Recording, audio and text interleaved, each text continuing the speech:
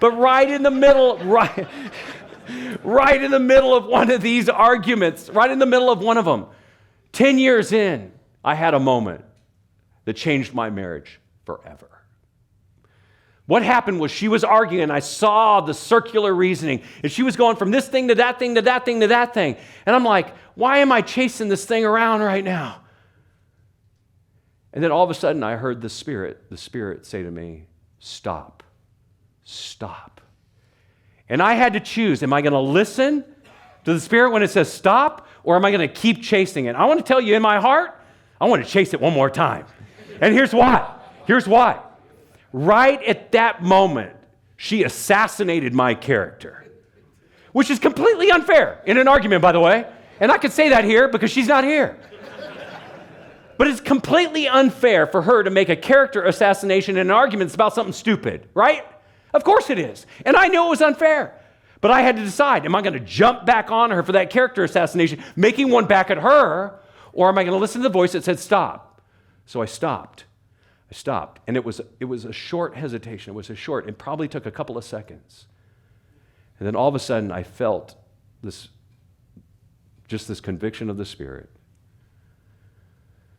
that opened up my heart, that softened the soil, and I said 4 words that changed my marriage forever.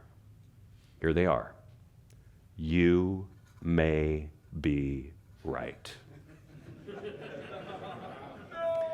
Now listen very carefully. Listen very carefully. I did not say you are right.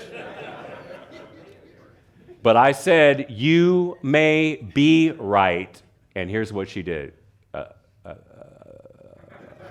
I was like, whoa, what just happened here? Everything stopped.